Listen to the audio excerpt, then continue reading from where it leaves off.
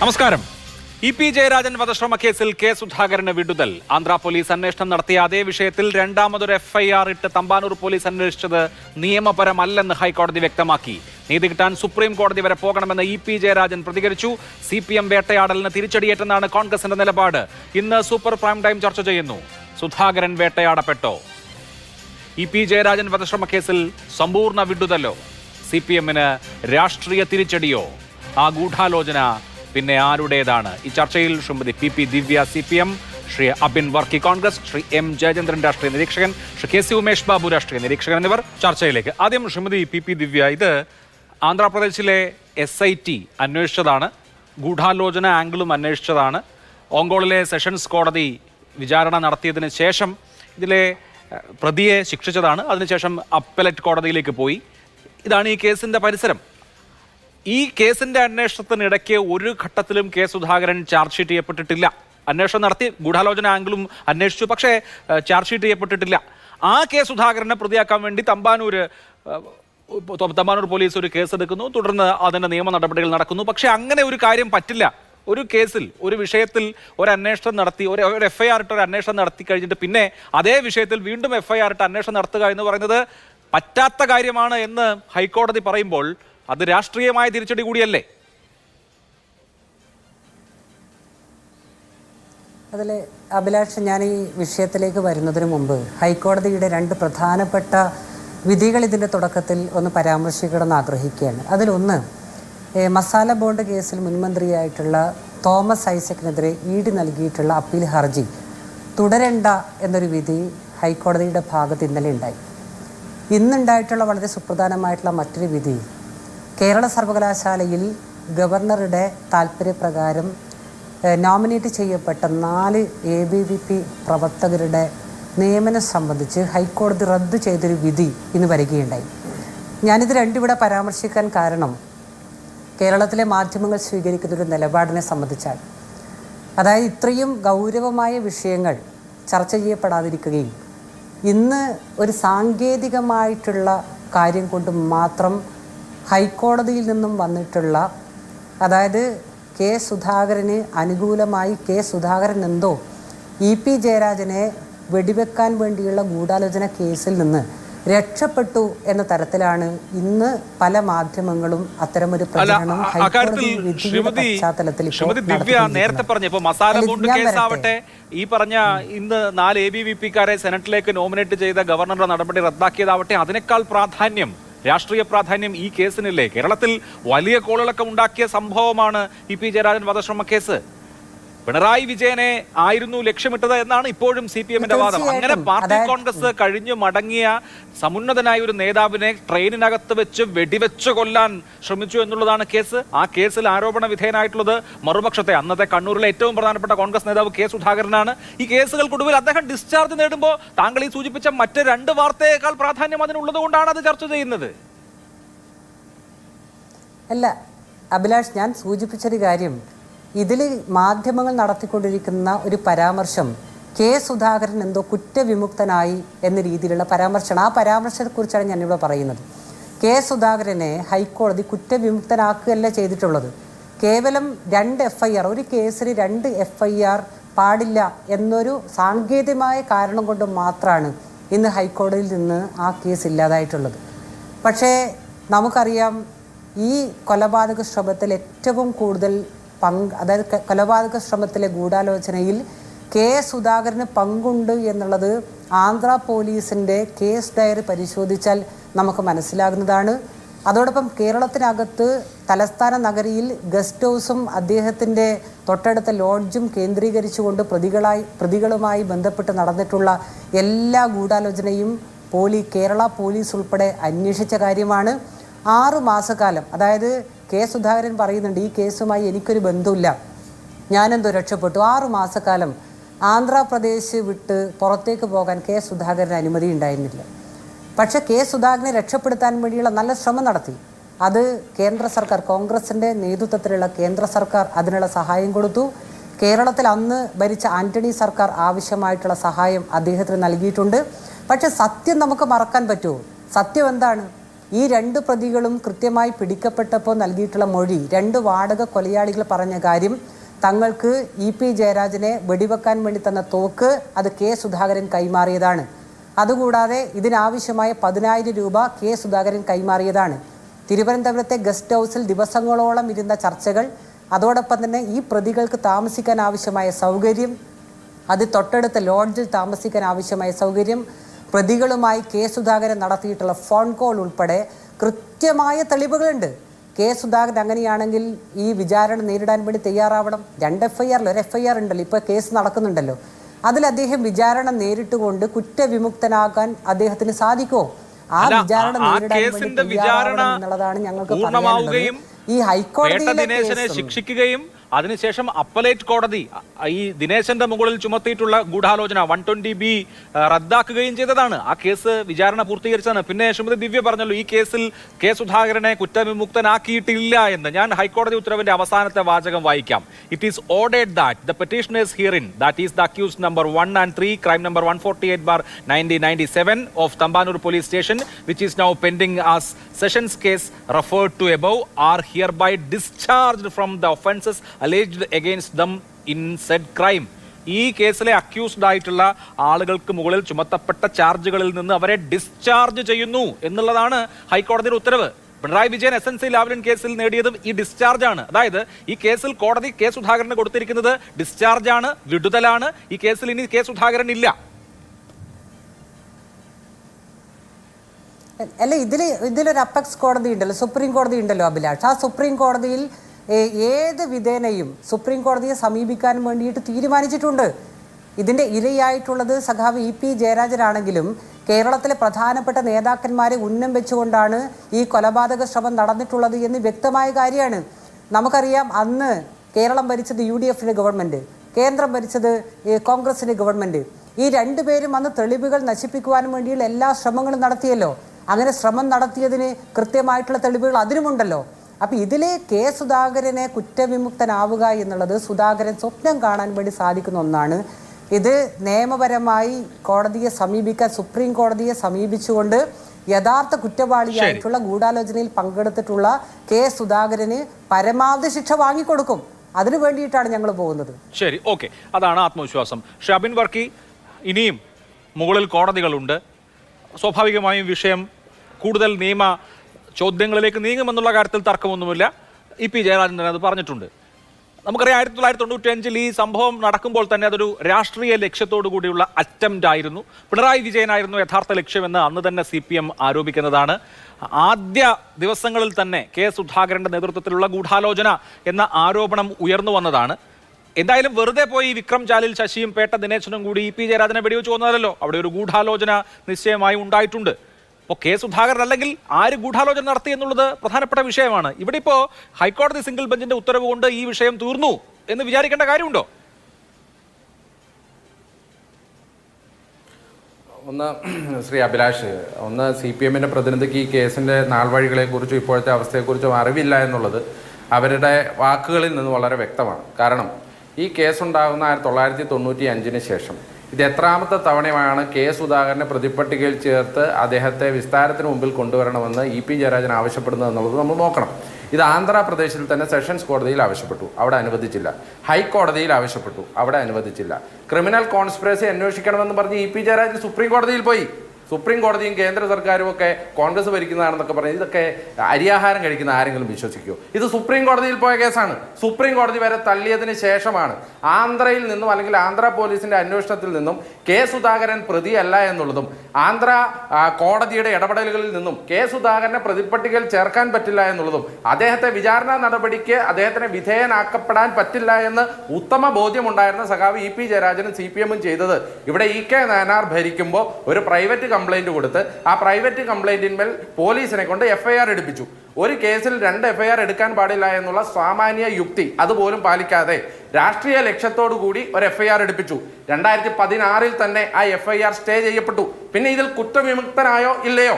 കുറ്റവിമുക്തനായി. അഭിലാഷ് അത് സൂചിപ്പിച്ചതുകൊണ്ട് ഞാൻ വീണ്ടും സൂചിപ്പിക്കുന്നില്ല. കാരണം ഇതിൽ ഡിസ്ചാർജ് പെറ്റീഷൻ ഫയൽ ചെയ്തത് ആദ്യം ദിനേശനെ ഡിസ്ചാർജ് ചെയ്തു. കാരണം അദ്ദേഹം ട്രയൽ ഫേസ് ചെയ്തു എന്ന് പറഞ്ഞാണ്. കെ സുധാകരനെയും അതുപോലെ തന്നെ രാജീവനും ഇവർ രണ്ടുപേരും കൊടുത്ത ഡിസ്ചാർജ് പെറ്റീഷൻ അലോ ചെയ്തില്ല. അതിനാണ് ഹൈക്കോടതിയിൽ പോയത്. ഹൈക്കോടതി 2016 സ്റ്റേ ചെയ്ത നടപടികളിൽ പ്രതിവാദങ്ങൾ പൂർത്തീകരിച്ചുകൊണ്ട് ഇനി വിധി പ്രസ്താവിച്ചപ്പോൾ വളരെ കൃത്യമായി പറയുന്നത് വിടുതലാണ്, ഡിസ്ചാർജ് ആണ്. ഇനി ഈ കേസുമായി ബന്ധപ്പെട്ടുകൊണ്ട് കെ സുധാകരൻ എന്ന് പറയുന്ന ആളുടെ പേര് പോലും നിങ്ങൾക്ക് പരാമർശിക്കാൻ യോഗ്യതയില്ല എന്നാണ് ഹൈക്കോടതി പറഞ്ഞിരിക്കുന്നത്. എന്ന് പറഞ്ഞാൽ കഴിഞ്ഞ 28 കൊല്ലമായി കെ സുധാകരനെതിരെ ഉണ്ടയില്ലാ വെടി നിങ്ങൾ പൊട്ടിക്കുന്നതിന്റെ പരിണിത ഫലമായി ഇന്ന് ബഹുമാനപ്പെട്ട കേരള ഹൈക്കോടതി, ഇതിനു മുമ്പ് ആന്ധ്രാപ്രദേശ് ഹൈക്കോടതിയും ബഹുമാനപ്പെട്ട സുപ്രീം കോടതിയും ഇത് പരിഗണിച്ച സെഷൻസ് കോടതി ഉൾപ്പെടെയുള്ള സ്ഥലങ്ങളിൽ കെ സുധാകരൻ നിരപരാധിയാണ് എന്ന് പറഞ്ഞിട്ടും രാഷ്ട്രീയ ലക്ഷ്യത്തോടു കൂടി കെ സുധാകരനെ ഈ കേസിൽ ഉൾപ്പെടുത്താൻ ശ്രമിച്ച CPM-ന് കിട്ടിയ കനത്ത തിരിച്ചടിയാണ് ഇന്ന് ബഹുമാനപ്പെട്ട കേരള ഹൈക്കോടതിയിൽ നിന്ന് ഉണ്ടായിരിക്കുന്നത്. ഇനി ശ്രീമതി PP ദിവ്യ ഇവിടെ ആദ്യം TM തോമസ് ഐസക്കിന്റെ കേസൊക്കെ പറഞ്ഞു. പ്രിയപ്പെട്ട അഭിലാഷിന് അതറിയാം എന്താണ്. TM തോമസ് ഐസക്കിനെ ചോദ്യം ചെയ്യണമെന്ന് പറഞ്ഞ് ED ഹൈക്കോടതി സിംഗിൾ ബെഞ്ചിനെ സമീപിച്ചു. തിരഞ്ഞെടുപ്പായ കാരണം ചോദ്യം ചെയ്യാൻ പറ്റില്ല എന്ന് പറഞ്ഞു. ഡിവിഷൻ ബെഞ്ച് ഇന്ന് ഈ കേസ് പരിഗണിച്ചപ്പോൾ ഡിവിഷൻ ബെഞ്ച് പറഞ്ഞത് തിരഞ്ഞെടുപ്പ് കഴിഞ്ഞു, അടുത്ത ബുധനാഴ്ച കേസ് വെച്ചിരിക്കുകയാണ്, അതുകൊണ്ട് ഞങ്ങൾ ഇടപെടുന്നില്ല എന്നാ പറഞ്ഞേ.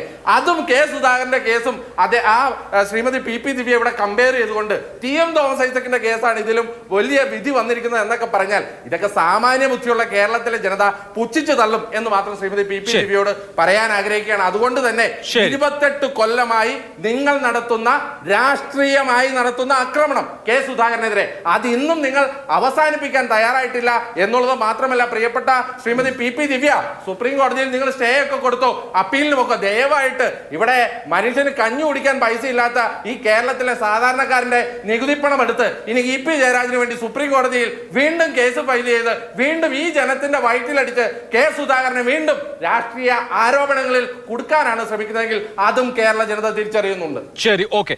ശ്രീ M ജയചന്ദ്രൻ, 90കളിൽ MV രാഘവനും കെ സുധാകരനും ഒരു പക്ഷത്തും CPM ഒരു പക്ഷത്തും നിന്ന് നടത്തിയ വടക്കൻ കേരളത്തിലെ കണ്ണൂരിലെ ഫൈറ്റിലെ ഒരു പ്രധാനപ്പെട്ട എപ്പിസോഡായിരുന്നു EP ജയരാജൻ വധശ്രമം. കെ സുധാകരന്റെ പങ്കാളിത്തമാണ് CPM തുടക്കം മുതലേ ആരോപിച്ചത്. പക്ഷേ അത് എവിടെയും ഇവിടെ അബിൻ വർക്കി പറഞ്ഞതുപോലെ ഒരു തവണ പോലും കെ സുധാകരനെ പ്രതിപ്പട്ടികയിൽ ഉൾക്കൊള്ളിക്കാനോ വിചാരണ കൂട്ടിൽ കയറ്റി നിർത്താനോ കഴിഞ്ഞിട്ടില്ല.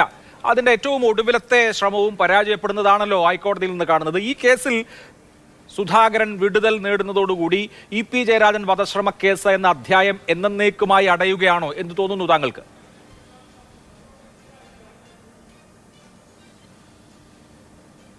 താങ്കൾ പറഞ്ഞത് ശരിയാണ്. കെ സുധാകരന് ഇന്ന് ഹൈക്കോടതി സിംഗിൾ ബെഞ്ച് വിടുതൽ നൽകിയിട്ടുണ്ട്. അത് വസ്തുതയാണല്ലോ, നമ്മുടെ മുമ്പിലുള്ള കാര്യമാണ്. 36 പേജിൻ്റെ വിധിന്യായവും നമ്മുടെ മുമ്പിലുണ്ട്. പക്ഷേ EP ജയരാജൻ തന്നെ പറഞ്ഞിട്ടുണ്ടല്ലോ സുപ്രീം കോടതിയെ സമീപിക്കുമെന്ന്. അബിൻ വർക്കി പറഞ്ഞതുപോലെ 28 വർഷമല്ല 29 വർഷമായി CPIM-ഉം EP ജയരാജനും ഈ കേസിൻ്റെ പിന്നാലെ നടക്കാൻ തുടങ്ങിയിട്ട്. അത്രയും വർഷങ്ങളുടെ പഴക്കമുണ്ട് ഈ കേസിന്. ഇപ്പോൾ ഈ 29 വർഷമായിട്ട് CPM ഉന്നയിക്കുന്ന കാരണങ്ങൾ എന്തെല്ലാമാണ് എന്ന് ഈ ചർച്ചയിൽ വിശദീകരിക്കാൻ നിർവാഹമില്ല. അതിനുള്ള സമയപരിമിതി പോലും അതിന് ഞാൻ തുനിയുന്നുമില്ല.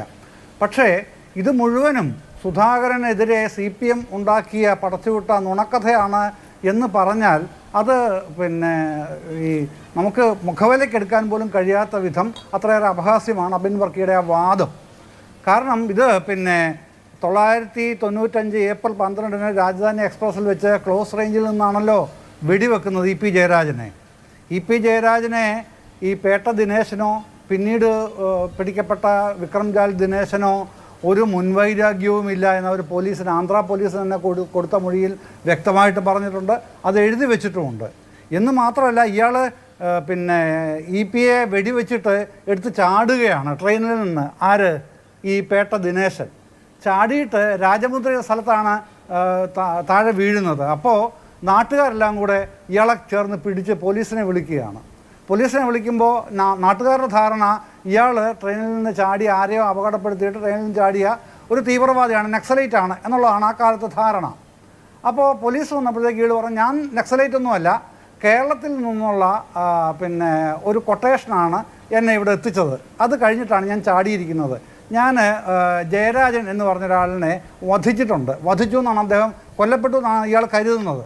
അപ്പോൾ EP വധിക്കപ്പെട്ടു എന്നാണ് ഇയാൾ പറയുന്നത്.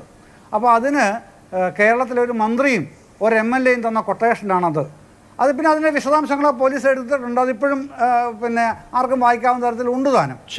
10,000 രൂപയാണ് കൊട്ടേഷൻ, അത്തരം കാര്യങ്ങളൊക്കെ പറയുന്നുണ്ട്. ശ്രീദേവി ലോഡ്ജിലെ പിന്നെ ഈ ഗൂഢാലോചന ഒക്കെ ഉണ്ട്. പിന്നീട് അതിൻ്റെ കാര്യങ്ങളിലേക്കാണ് വരുന്നത്. ഇയാളെ ഈ മറ്റേ ശശിയെ മറ്റേ ഇതുണ്ടല്ലോ വിക്രംജാൽ ശശി അറസ്റ്റ് ചെയ്യുന്നത്. അപ്പോൾ ഇയാൾ ചെന്നൈയിലേക്കാണ് രക്ഷപ്പെട്ടതെന്ന് ഈ ദിനേശനാണ് പറയുന്നത്, പോലീസിനോട് പറയുന്നത്, രാജമുന്ത്രി പോലീസിനോട് പറയുന്നത്. അതനുസരിച്ചാണ് അവർ പിന്നെ വിവരം കൊടുക്കുന്നു. ചെന്നൈ റെയിൽവേ സ്റ്റേഷനിൽ വെച്ച് ഇയാളെ പിടിക്കുന്നു. ഈ പിന്നെ വിക്രംജാൽ ശശിയെ പിടിക്കുന്നു. അതൊക്കെ നമ്മുടെ മുമ്പിലുള്ള വസ്തുതകളല്ലേ? ആ വസ്തുതകൾ മുമ്പിൽ വെച്ചുകൊണ്ട് ഇത് CPM ഉണ്ടാക്കുന്ന ഒരു കെട്ടുകഥയാണെന്നും സുധാകരനെ വെറുതെ ഇതിനകത്ത് പ്രതികർക്കണമെന്നൊക്കെ പറഞ്ഞാൽ ഇതെങ്ങനെയാണ് വെള്ളം തൊടാതെ വിഴുങ്ങുന്ന ഇത്തരം കാര്യങ്ങളൊക്കെ? സുധാകരൻ രക്ഷപ്പെട്ടു, അതൊക്കെ കോടതിയിൽ നിന്ന് രക്ഷപ്പെട്ടിട്ടുണ്ട്, ഇപ്പോൾ ഡിസ്ചാർജ് ചെയ്തിട്ടുണ്ട് പെറ്റീഷൻ. പക്ഷേ അതുകൊണ്ട് ഈ ഉന്നയിക്കപ്പെട്ട കാര്യങ്ങൾ അവിടുത്തെ പോലീസിലും ഇവിടുത്തെ പോലീസിലും ഒക്കെ ഉണ്ട്. പക്ഷേ ഇവിടെ സംഭവിച്ചത് ഇപ്പോൾ എന്താ? ഇവിടെ കൊടുത്ത ഒരു പ്രൈവറ്റ് കംപ്ലയിൻറ്റ്, പിന്നെ EP ജയരാജൻ കൊടുത്ത പ്രൈവറ്റ് കംപ്ലയിൻ്റാണ് ഇന്ന് ഇപ്പോൾ തള്ളിയിരിക്കുന്നത്. ആ പ്രൈവറ്റ് കംപ്ലയിൻറ്റിൽ പിന്നെ അഭിലാഷും പിന്നീട് അബിൻ വർക്കിയും ശരിയായി ചൂണ്ടിക്കാണിച്ചതുപോലെ തന്നെ 2 FIR വന്നു. അങ്ങനെ 2 FIR ഇടാൻ കഴിയില്ല, പ്രത്യേകിച്ച് ഒരു പ്രൈവറ്റ് കംപ്ലയിൻറ്റിൻ്റെ പ്രശ്നമൊക്കെ ഈ വിധിയിൽ അത് പറയുന്നുണ്ടല്ലോ. അഭിലാഷ് വായിച്ചിട്ടുണ്ടാവുമല്ലോ. ഏറ്റവും വിശദമായി തന്നെ ആ വിഷയം ഡിസ്കസ് ചെയ്യുന്നുണ്ട്. സുപ്രീം കോടതി വിധികൾ, പിന്നെ നിരവധി ഹൈക്കോടതി, മറ്റ് സംസ്ഥാനങ്ങളിലെ ഹൈക്കോടതി വിധികൾ ഒക്കെ ചേർന്നുള്ള വലിയൊരു ഡിസ്കഷനാണ് ഈ 36 പേജിലുള്ളത്. അപ്പോൾ അതിലതൊക്കെ പറയുന്നുണ്ട്. ഇത് പിന്നെ ഈ ഒറ്റ കാര്യം കൂടെ Abhilash, there is no case valid എന്ന് പറഞ്ഞാണ് മറ്റേ കേസ് ലാവ്ലിൻ കേസിൽ പിണറായിയെ ചാർജ് ഷീറ്റിൽ നിന്ന് ഒഴിവാക്കുന്നത് CBI സ്പെഷ്യൽ കോടതി, തിരുവനന്തപുരം സ്പെഷ്യൽ കോടതി. അത് കഴിഞ്ഞ് 2017 ഹൈക്കോടതിയിലും അത് പിന്നെ ഡിസ്ചാർജ് ചെയ്യുന്നുണ്ടല്ലോ. അതും ഇതുമായിട്ട് എന്താണ് താരതമ്യമുള്ളത്? അത് പിന്നെ ദർ ഈസ് നോ കേസ് എന്നാണ് സ്പെഷ്യൽ കോടതി പറയുന്നത്, CBI സ്പെഷ്യൽ കോടതി പറയുന്നത്. അത് തന്നെ അംഗീകരിക്കുകയായിരുന്നു ഹൈക്കോടതി ചെയ്തത്. അതാണ് പിന്നീട് അപ്പീലായിട്ട് CBI സുപ്രീം കോടതി പോകുന്നത്, ഇപ്പോൾ 40ഓളം പ്രാവശ്യം മാറ്റിവെച്ചിട്ടുള്ളതും. പക്ഷേ അന്ന് കോൺഗ്രസ് ഭരിക്കുമ്പോൾ തന്നെയാണല്ലോ ഈ സംഭവം നടക്കുന്നത്. സുപ്രീം കോടതി CBI സ്പെഷ്യൽ കോടതി ഇവിടെ തള്ളുന്നത്. അന്ന് കേരളത്തിലും കേന്ദ്രത്തിലും ഭരിക്കുന്നതാരാ? കോൺഗ്രസ് ആണ് അല്ലേ? ഇതൊക്കെ നമ്മുടെ മുമ്പുള്ള യാഥാർത്ഥ്യങ്ങളല്ലേ?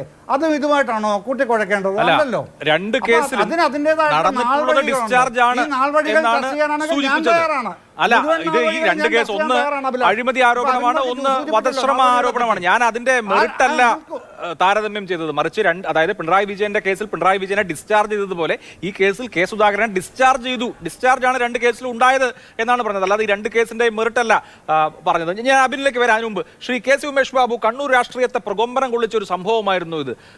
പേട്ട ദിനേശൻ K സുധാകരന്റെ അടുത്ത ആളാണ് എന്ന് അന്ന് തന്നെ CPM ചൂണ്ടിക്കാണിച്ചിരുന്നു. വിക്രം ജാലിൽ ശശിയും പേട്ട ദിനേശനോ അവരുടെ വ്യക്തിപരമായ അജണ്ടയ്ക്കോ അതല്ലെങ്കിൽ താല്പര്യത്തിനോ അല്ല EP ജയരാജനെ ടാർഗറ്റ് ചെയ്തതും. EP ജയരാജനെ ടാർഗറ്റ് ചെയ്തത് രാഷ്ട്രീയ നേതാവ് എന്നുള്ള നിലയിലാണ്. അന്നത്തെ കണ്ണൂരിന്റെ രാഷ്ട്രീയം വളരെ വോളട്ടൈലായിരുന്നു, ഏതാണ്ട് അങ്ങോട്ടും ഇങ്ങോട്ടും കൊല്ലുന്ന തരത്തിലുള്ള രാഷ്ട്രീയവുമായിരുന്നു. അപ്പോൾ അതിലെ ഒരു എപ്പിസോഡ് എന്നുള്ള നിലയിൽ നടന്ന ഈ സംഭവത്തിൽ യാതൊരു തരത്തിലുള്ള ഉത്തരവാദിത്വവും കോൺഗ്രസിന് ഉണ്ടാകില്ല എന്ന് തന്നെയാണോ താങ്കൾ വിചാരിക്കുന്നത്? അല്ല, ഇതിൽ ഞാനെന്ത് വിചാരിക്കുന്നുള്ളല്ല പ്രശ്നം. ഇതിലെ യഥാർത്ഥ പ്രശ്നം എന്ന് പറയുന്നത്, എനിക്കറിയാം, ഞാൻ ഈ കണ്ണൂരുകാരനാണ്. അപ്പോൾ 90കളിലെ ഈ പ്രത്യേക സമയത്ത് കണ്ണൂരിലെ രാഷ്ട്രീയം എന്ന് പറയുന്നത് പരസ്പരം കൊന്നു തീർക്കാൻ ശ്രമിക്കുന്ന ഒരു രാഷ്ട്രീയമാണ്. ഈ പറയുന്ന രാഷ്ട്രീയ ഹിംസ അതിന്റെ പരകോടിയിൽ നിൽക്കുന്ന ഒരു കാലമാണ് ആ കാലത്തെ കണ്ണൂർ എന്ന് പറയുന്നത്. ഓരോ ദിവസവും എന്താണ് സംഭവിച്ചുകൊണ്ടിരുന്നതെന്ന് അന്നത്തെ കണ്ണൂർ, അന്നും ഇന്നും ഉള്ള കണ്ണൂരുകാരെന്നുള്ള നിലയിൽ ഞാൻ നേരിട്ട് കണ്ടിട്ടുള്ളതാണ്.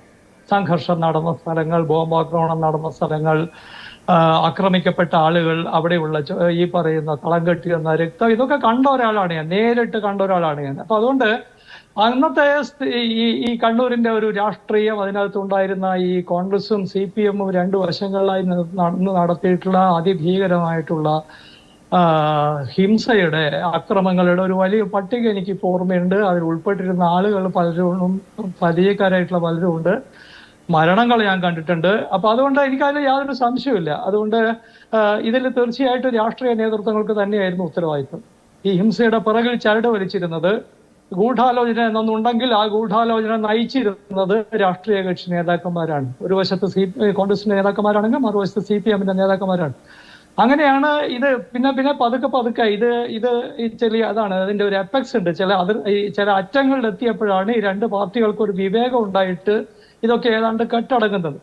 ഇത് ഏറ്റവും പെട്ടെന്ന് കെട്ടടങ്ങട്ടെ എന്ന് കരുതിയിരുന്ന ഒരാളാണ് ഞാൻ. എന്തുകൊണ്ടാണ് ചോദിച്ചു കഴിഞ്ഞാൽ, പരിചയത്തിലും ബന്ധത്തിലുള്ള ആളുകളുടെയൊക്കെ ഒരു ജീവിതം ഇങ്ങനെ അനാഥമായിക്കൊണ്ടിരുന്ന ദൃശ്യങ്ങൾ കണ്ട ഒരാളാണ് ഞാൻ. അപ്പൊ അതുകൊണ്ട് ഈ രാഷ്ട്രീയ നേതൃത്വങ്ങൾക്ക് ഉത്തരവാദിത്വമുണ്ട്, ഗൂഢാലോചനയിൽ പങ്കുണ്ട്, ഇതൊക്കെ വളരെ ശരിയായിട്ടുള്ള കാര്യങ്ങളാണെന്നുള്ള കാര്യത്തിൽ എനിക്ക് സംശയമില്ല. അതില് പക്ഷെ എന്താ പ്രശ്നം ചോദിച്ചു കഴിഞ്ഞാൽ, ജയചന്ദ്രനെ പോലുള്ള ആളുകൾ വാദിക്കുന്നില്ല കുഴപ്പം എന്താ ചോദിച്ചു കഴിഞ്ഞാൽ, CPM-ന്റെ നേതാക്കന്മാർക്കും ഇത്തരം ഗൂഢാലോചനകളുടെ നേതൃത്വത്തിൽ അവരും ഉണ്ട്, കോൺഗ്രസിന്റെ നേതാക്കന്മാരും ഉണ്ട്. അതാണ്, ഒരു വശത്ത് മാത്രമായിട്ടല്ല അന്നത് നടന്നത്. എനിക്ക് നേരിട്ട് അറിയാവുന്നതാണ്, അത് പോട്ടെ. അപ്പൊ അതുകൊണ്ട് പക്ഷെ എന്താണ് ഈ കേസുകൾക്ക് സംഭവിക്കുന്നതെന്ന് പറയുന്ന ഒരു പ്രശ്നമുണ്ട്. ഇപ്പൊ ഉദാഹരണത്തിന് ഇപ്പൊ നിങ്ങൾ കെ സുധാകരനെ ഡിസ്ചാർജ് ചെയ്തു, അത് ഒരു അധ്യായത്തിന്റെ അവസാനമാണ്. 2 FIR വന്നു. അതെങ്ങനെയാ വരുന്നത്? ഈ പറയുന്ന വക്കീലുമാർ തന്നെയാണല്ലോ ഈ പറയുന്ന കേസുകളൊക്കെ. CPM-ന്റെ വക്കീലുമാര്, CPM-നാണെങ്കിൽ വലിയ വക്കീലുമാരുടെ സംഘടന പോലും സ്വന്തമായിട്ടുള്ള വക്കീലുമാരായിട്ടുള്ള വലിയ പാർട്ടി മെമ്പർമാരുടെ വലിയ അണികളുള്ള ഒരു പാർട്ടിയാണ്. പിന്നെ എങ്ങനെയാണ് 2 FIR ഉണ്ടാകുക എന്ന് പറയുന്ന ജുഡീഷ്യൽ ആയിട്ടുള്ള ഏറ്റവും വലിയൊരു പിശക് ഇക്കാര്യത്തിൽ സംഭവിക്കുന്നത് എന്നൊക്കെ അന്വേഷിക്കണം. നിങ്ങൾക്ക് വികാരം മാത്രം വെച്ചിട്ട്, രാഷ്ട്രീയ വൈരാഗ്യങ്ങൾ മാത്രം വെച്ചിട്ട് കേസ് നടത്താൻ പറ്റില്ല. ഈ കെ സുധാകരനെ ഇന്നലെ ഡിസ്ചാർജ് ചെയ്ത ഈ കേസിന്റെ കാര്യത്തെക്കാൾ ഞാൻ ഗൗരവത്തിൽ കാണുന്ന വേറൊരു കേസുണ്ട്. അത് ശ്രീമാൻ P. ജയരാജനെ വീട്ടിൽ കയറി വെട്ടിക്കൊല്ലാൻ നടത്തിയ ശ്രമത്തിൽ കേസുണ്ടായി എന്ന് CPM-കാർ പറയേണ്ടതാണ്. കേസ് വിട്ടുപോയി. ആ കേസിലെ മുഴുവൻ പ്രതികളും കുറ്റവിമുക്തരായി. ഇതെങ്ങനെയാ ഉണ്ടായത്? ഇപ്പോഴത് സുപ്രീം കോടതിയിലേക്ക് അപ്പീൽ പോയിട്ടുണ്ട്. എന്തുകൊണ്ടാണ് CPM ഈ പറയുന്ന രാഷ്ട്രീയ പ്രചാര വില എന്നതിനപ്പുറത്ത് ഈ പറയുന്ന ഒരു ജുഡീഷ്യൽ ആയിട്ടുള്ള കാര്യത്തെ അതിന്റെ കൃത്യതയിൽ കൊണ്ടുപോകാനും നിങ്ങൾക്ക് അക്കാര്യത്തിൽ പരാതി ഉണ്ടെങ്കിൽ ജുഡീഷ്യലായൊരു നിവൃത്തി ഉണ്ടാക്കാനും ശ്രമിക്കാതിരിക്കുന്നതിന്റെ ഒരു വലിയ അതാണ്. നിങ്ങൾക്ക് ഈ പറയുന്ന രാവ് പകൽ വാദിച്ച് ജയിച്ചു എന്നൊക്കെ കരുതാൻ സാധിക്കും. ആ വികാരമായിട്ട് നിങ്ങൾക്ക് കോടതിയെ കാര്യങ്ങൾ ബോധ്യപ്പെടുത്താൻ കഴിയില്ല. ഒരു നീതിന്യായ വ്യവസ്ഥയിൽ ഈ ജുഡീഷ്യറിയിൽ എങ്ങനെയാണ് പെരുമാറേണ്ടതെന്നും അതിന്റെ നിയമപരമായ മാർഗങ്ങൾ എന്താണെന്ന് പഴയ CPM-ന് ഇതൊക്കെ ധാരാളമായിട്ട് സഹായിച്ചത്. ഇപ്പൊ എങ്ങനെയാണ് ഇന്നിങ്ങനെ വന്നുകൊണ്ടിരിക്കുന്നത് എന്ന ആത്മപരിശോധനയാണ് CPM-ന് വേണ്ടി സംസാരിക്കുന്നവരും CPM-ന്റെ നേതാക്കന്മാരും CPM-ന് വേണ്ടിയിട്ട് ചാനൽ ചർച്ചകളിൽ പങ്കെടുക്കുന്നവരൊക്കെ ആലോചിക്കേണ്ടത്. നിങ്ങൾക്ക് കെ സുധാകരനോട് രാഷ്ട്രീയമായ വിരോധം അന്നും ഇന്നും ഉണ്ട്. ഇനിയുള്ള ദിവസങ്ങളിൽ സുധാകരനോട് അങ്ങനെ ഒരു ശത്രുത കൊണ്ടു നടക്കാൻ പറ്റുമെന്നും എനിക്ക് അറിഞ്ഞുകൂടാ. ഈ 2024 പാർലമെന്റ് തെരഞ്ഞെടുപ്പിന്റെ റിസൾട്ടൊക്കെ വന്നു കഴിഞ്ഞു കഴിഞ്ഞാൽ CPM-ഉം സുധാകരനും തമ്മിലുള്ള ബന്ധത്തെ ഇങ്ങനെ കൊണ്ടുപോകാൻ പറ്റുമെന്നും എനിക്ക് അറിഞ്ഞുകൂടാ. അതൊക്കെ പിന്നീട് തീരുമാനിക്കേണ്ട കാര്യങ്ങളാണ്.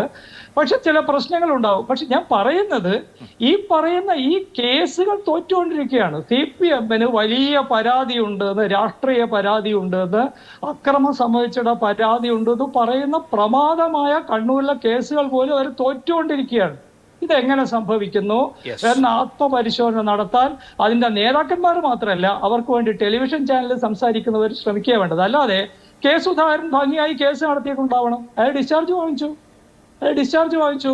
അത് ഈ പറയുന്ന ഇന്ത്യ എന്ന് പറയുന്നത് ഒരു ജനാധിപത്യ രാജ്യമാണ്. ഈ പറയുന്ന പൗരന്മാർക്കെല്ലാം ഇത്തരം അവകാശങ്ങളുണ്ട്. അയാളെ ഡിഫെൻഡ് ചെയ്യാൻ പറ്റിയിട്ടുണ്ട്.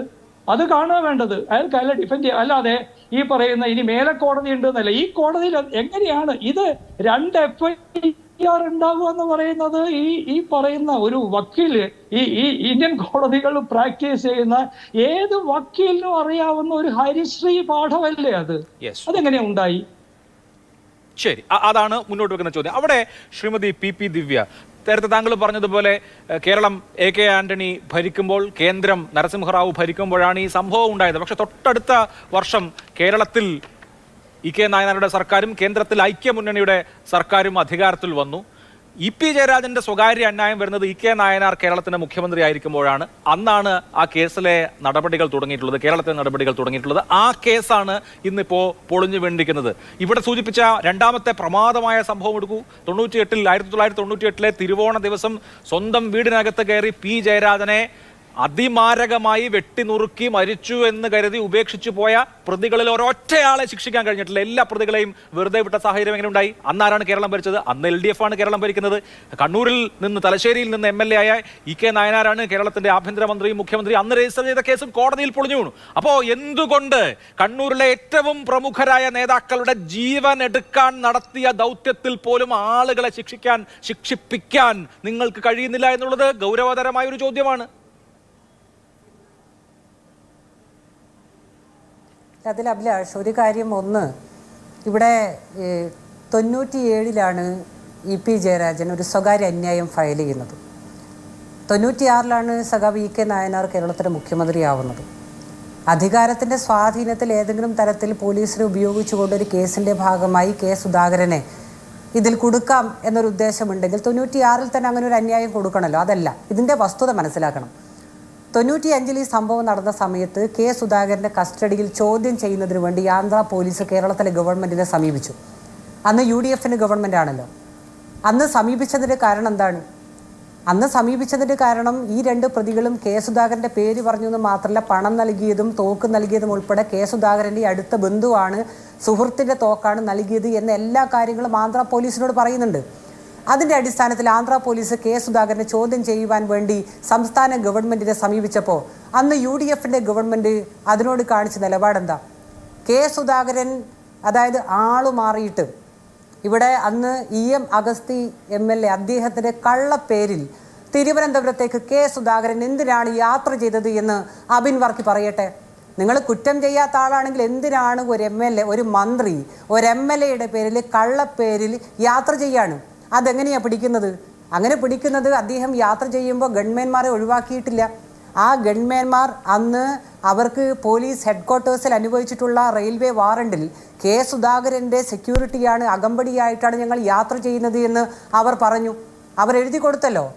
അപ്പോൾ ഇങ്ങനെയൊരു അവസ്ഥയിൽ, അതായത് കേരളത്തിൽ തലസ്ഥാന നഗരിയിൽ ഗസ്റ്റ് ഹൗസും അവിടെയുള്ള ലോഡ്ജും കേന്ദ്രീകരിച്ചുകൊണ്ട് ഗൂഢാലോചന നടന്നു എന്ന് വ്യക്തമായതിൻ്റെ അടിസ്ഥാനത്തിലാണ് 97-ൽ അങ്ങനെ ഒരു സ്വകാര്യ അന്യായം. കേരളത്തിലാണ് ഈ ഗൂഢാലോചന, ഇവിടെ നടന്നു. അതിനിടയ്ക്ക് ഈ കേസ് തേച്ചുമാച്ച് പോകാൻ വേണ്ടിയും K സുധാകരനെ രക്ഷിക്കുവാൻ വേണ്ടിയും കേന്ദ്ര സർക്കാർ അതോടൊപ്പം ഈ കേസിൽ ആന്ധ്ര ഗവൺമെൻറ് ഉൾപ്പെടെ ഈ കേസിൽ ഇടപെടാൻ വേണ്ടി ശ്രമിച്ചു. അതിൻ്റെ പിന്നാലെയാണ് കേരളത്തിൽ നടന്നിട്ടുള്ള ഈ ഗൂഢാലോചനയെ സംബന്ധിച്ച് വ്യക്തമായ കാര്യങ്ങൾ മനസ്സിലാക്കിയപ്പോഴാണ് ഇവിടെ ഒരു അന്യായം ഫയൽ ചെയ്യാൻ വേണ്ടി EP ജയരാജൻ തീരുമാനിക്കുന്നത്. ഇവിടെ KC ഉമേഷ് ബാബു അദ്ദേഹം ഉൾപ്പെടെയുള്ള ചില ആളുകൾ പറഞ്ഞല്ലോ, അദ്ദേഹം പോലെ ഇപ്പോൾ ഒരു പച്ചയായ മനുഷ്യനെ വെടിവെച്ച് കൊല്ലുവാൻ വേണ്ടി നേതൃത്വം കൊടുത്തവരെ കുറിച്ചല്ല അദ്ദേഹം പറയുന്നത്. അദ്ദേഹം കടുത്ത കമ്മ്യൂണിസ്റ്റ് വിരോധം കൊണ്ട് ഈ കണ്ണൂരിലെ നേതാക്കന്മാരെല്ലാം ഇങ്ങനെയാണ്, കണ്ണൂർ മുഴുവൻ ഇങ്ങനെയാണ് എന്ന രീതിയിൽ ഈ നാടിനെ അധിക്ഷേപിക്കാൻ പറ്റുന്ന രീതിയിലുള്ള സംഭാഷണമാണ് അദ്ദേഹം ഈ ചർച്ചയിൽ നടത്തിയത്. കണ്ണൂരിനകത്ത് ബോംബ് രാഷ്ട്രീയം കൊണ്ടുവന്നത് ആരാ? അതെന്തേ ഈ പറയുന്ന KC ഉമേഷ് ബാബു പറയാത്തത്? നാൽപ്പാടി വാസുവിനെ വെടിവെച്ച് കൊന്നത് ആരാ? വെടിവെച്ച് കൊല്ലാൻ വേണ്ടിയുള്ള ആഹ്വാനം നടത്തിയിട്ടുള്ളത് ഈ K സുധാകരനല്ലേ? ഉമേഷ് ബാബു അദ്ദേഹത്തിന് അറിയില്ലേ ഈ കാര്യങ്ങൾ? അദ്ദേഹം രക്ഷപ്പെട്ടല്ലോ.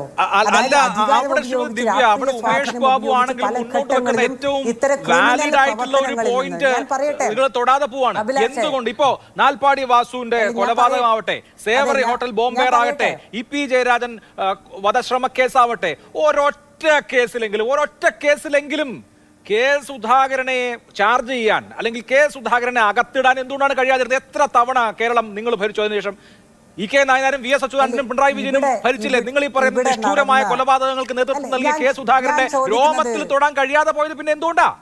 അല്ല അഭിലാഷ്, ഒരു കാര്യം മനസ്സിലാക്കേണ്ടത്, ഏത് കേസായാലും സംസ്ഥാന സർക്കാർ അതായത് ഏതെങ്കിലും തരത്തിൽ കോടതിയുടെ കേസിൽ ഇടപെടാൻ വേണ്ടി തയ്യാറാവാറില്ല. കോൺഗ്രസ്സുകാർ അങ്ങനെയാണോ? കേസ് തേച്ച് മായ്ക്കുന്നതിന് വേണ്ടിയിട്ട്, പോലീസുകാരെ നിയന്ത്രണത്തിൽ വരുത്തുന്നതിന് വേണ്ടിയിട്ട്, സ്വന്തം നേതാക്കളെ സംരക്ഷിക്കുന്നതിന് വേണ്ടിയിട്ട് KPCC പ്രസിഡന്റ് അല്ലേ അന്ന് വയലാർ രവിയല്ലേ K സുധാകരന് ഒളിക്കാനുള്ള ഇടം കൊടുത്തിട്ടുള്ളത്? AK ആന്റണിയല്ലേ K സുധാകരനെ സംരക്ഷിക്കുവാൻ വേണ്ടിയാണ് നേതൃത്വം കൊടുത്തത്? അതായത് അധികാരം എന്ന് പറയുന്നത് രാഷ്ട്രീയത്തിൽ ഏത് വൃത്തികെട്ട കാര്യങ്ങളിലും പങ്കെടുത്തവരെ സംരക്ഷിക്കുവാൻ വേണ്ടിയല്ല ഗവൺമെൻറ് ഉണ്ടാവുന്നത്. അത് മനസ്സിലാക്കണം. UDF ഭരിക്കുമ്പോൾ അങ്ങനെയാവും, പക്ഷേ ഇടതുപക്ഷ ജനാധിപത്യ മുന്നണി ഭരിക്കുമ്പോൾ അങ്ങനെയല്ല എന്ന് മനസ്സിലാക്കണം. ഇടതുപക്ഷ ജനാധിപത്യ മുന്നണി ഗവൺമെൻറ് കോടതിയുടെ കാര്യത്തിൽ ഏതെങ്കിലും തരത്തിൽ അനധികൃതമായി ഇടപെടുന്നതായിട്ട് ഏതെങ്കിലും ഘട്ടത്തിൽ നിങ്ങൾക്ക് പറയാൻ പറ്റുമോ? ഇനി എല്ലാ കേസുകളും നമ്മൾ ആഗ്രഹിച്ചതുപോലെ ഒരുപക്ഷെ അവിടെ ഈ നേരത്തെ സൂചിപ്പിച്ച പി ജയരാജനെ വധിക്കാൻ വേണ്ടിയുള്ള ശ്രമം, അദ്ദേഹത്തെ ഏതെങ്കിലും സ്വപ്നത്തിലല്ലോ അദ്ദേഹത്തിൻ്റെ കയ്യോ കാലോ അല്ലെങ്കിൽ വെട്ടി നശിപ്പിക്കുവാൻ വേണ്ടി RSSൻ്റെ ക്രിമിനലുകൾ വരുന്നത്. നിങ്ങൾ ആലോചിച്ച് നോക്കുക, അവിടെ ഒരു മനുഷ്യനെ കൊല്ലുവാൻ വേണ്ടി അന്ന് ഭാഗ്യത്തിന് അദ്ദേഹം രക്ഷപ്പെട്ടതാണ്. ആരാ വന്നത്? RSSകാരല്ലേ. അവർ രക്ഷപ്പെട്ടു, അത് യാഥാർത്ഥ്യമാണ്. പക്ഷേ ഏത് കേസായാലും പരമാവധി നീതിപീഠത്തിന് മുമ്പിൽ കുറ്റവാളികളെ ശിക്ഷിക്കുന്നതിന് വേണ്ടിയിട്ടുള്ള എല്ലാ നടപടിയും CPM എടുത്തിട്ടുണ്ട്, ശ്രമങ്ങൾ ഞങ്ങൾ നടത്തിയിട്ടുണ്ട്. പക്ഷേ ഇവിടുത്തെ നീതിന്യായ വ്യവസ്ഥയിൽ നിന്ന് പൂർണ്ണമായിട്ട് പല ഘട്ടത്തിലും നീതി ലഭിച്ചില്ല എന്നുള്ളത് വസ്തുതയാണ്. പൂർണ്ണമായിട്ട് എല്ലാ കേസിലും നീതി ലഭിച്ചു എന്ന് ഞങ്ങൾ അവകാശപ്പെടുന്നില്ല. ശരി, അതാണ് CPMന്റെ പോയിന്റ്. ഇവിടെ ശ്രീ അബിൻ വർക്കി, ഒന്ന് ഈ സംഭവം നടന്ന ഉടനെ ആദ്യം ഈ നാട്ടുകാർ തന്നെ പിടിച്ചുകൊടുത്ത ആദ്യത്തെ പ്രതിയുണ്ട് ദിനേശൻ. ഈ ദിനേശനും വിക്രം ചാലിൽ ശശിയും ഒക്കെ അന്ന് പറഞ്ഞിട്ടുള്ള കാര്യങ്ങളിൽ തന്നെ ഈ കാര്യത്തിൽ ഒരു കോൺഗ്രസിന്റെ അല്ലെങ്കിൽ കോൺഗ്രസ് നേതാക്കൾ ഉൾപ്പെട്ട കെ സുധാകരൻ ഉൾപ്പെട്ട രാഷ്ട്രീയ ഗൂഢാലോചന പറയുന്നുണ്ട്. അപ്പോൾ അതിനുശേഷം പിന്നെ നമുക്കറിയാം, ഈ കേസിന്റെ നാൾ വഴി തന്നെ പരിശോധിച്ചാൽ ആദ്യം ആന്ധ്രാപ്രദേശിൽ ഈ കേസ് നടക്കുന്ന സമയത്ത് ഇതിന്റെ ഗൂഢാലോചന ആംഗിൾ അന്വേഷിക്കുന്നു, SIT അന്വേഷിക്കുന്നു എന്ന് പറയുന്നുണ്ട് ഒങ്കോളിലെ സെഷൻസ് കോടതിയിൽ. പക്ഷേ അതിനുശേഷം ഇതിലെ ഗൂഢാലോചന അന്വേഷിച്ച് ഈ പറയുന്ന ആളുകളെ ഒന്നും ചാർജ് ചെയ്യാൻ അന്ന് ആന്ധ്രാപ്രദേശിലെ പോലീസ് തയ്യാറായിട്ടില്ല. അതുകൊണ്ടാണ് EP ജയരാജൻ ആന്ധ്രാപ്രദേശ് പോലീസിന്റെ അന്വേഷണം ശരിയായ നിലയ്ക്കുള്ളതല്ല എന്ന് ആക്ഷേപിക്കുകയും എല്ലാ കാര്യങ്ങളും ആന്ധ്രാപ്രദേശ് പോലീസ് അന്വേഷിക്കുന്നില്ല എന്ന് പറഞ്ഞ് ഇവിടെ ഒരു സ്വകാര്യ അന്യായം ഫയൽ ചെയ്യുകയൊക്കെ ചെയ്തത്. നിയമപരമായി അക്കാര്യത്തിൽ ഒരുപാട് വീഴ്ചകളുണ്ടെന്ന് ഹൈക്കോടതി ചൂണ്ടിക്കാണിച്ചതുപോലെ അങ്ങനെ ആയിരുന്നില്ല ചെയ്യേണ്ടത്. അവിടെ ഒരു പ്രശ്നമുണ്ടെങ്കിൽ അതിന് ലീഗലായ ജുഡീഷ്യലി ഏറ്റവും അപ്രോപ്രിയേറ്റ് ആയിട്ടുള്ള റെമഡി തേടണമായിരുന്നു എന്ന് കോടതി പറയുന്നുണ്ട്. അതിന്റെ നിയമപരമായ വശം. പക്ഷേ ഇന്ന ആളുകൾ പറഞ്ഞിട്ടാണ് ഞങ്ങൾ ഇതിന് ഇറങ്ങിപ്പുറപ്പെട്ടത് എന്ന് പറഞ്ഞ ആളുകളുടെ മൊഴി എന്ന് പറയുന്നത് ഇപ്പോഴും രേഖയല്ലേ? അതായത് ശ്രീ അഭിലാഷ്, ആ കേസുമായിട്ട് ബന്ധപ്പെട്ടുകൊണ്ട് ഇപ്പോൾ ആന്ധ്രാപ്രദേശിലെ പോലീസ് FIR ഫയൽ ചെയ്തു. അതിനെ തുടർന്ന് അവിടുത്തെ സെഷൻസ് കോടതിയിൽ അതിന്മേലുള്ള വിചാരണ നടപടികൾ നടന്നു. അപ്പോൾ ആ വിചാരണ നടപടികൾ നടക്കുന്ന ഘട്ടത്തിൽ തന്നെ ക്രിമിനൽ കോൺസ്പിറൻസി 120B അന്വേഷിക്കാൻ ആ ആന്ധ്രാപ്രദേശിലെ കോടതി തന്നെ പറഞ്ഞു. അത് അന്വേഷിച്ചു. അതിനകത്ത് കെ സുധാകരൻ്റെ പേരോ MP രാഘവൻ്റെ പേരോ രാജീവിൻ്റെ പേരോ ഉണ്ടായിരുന്നില്ല.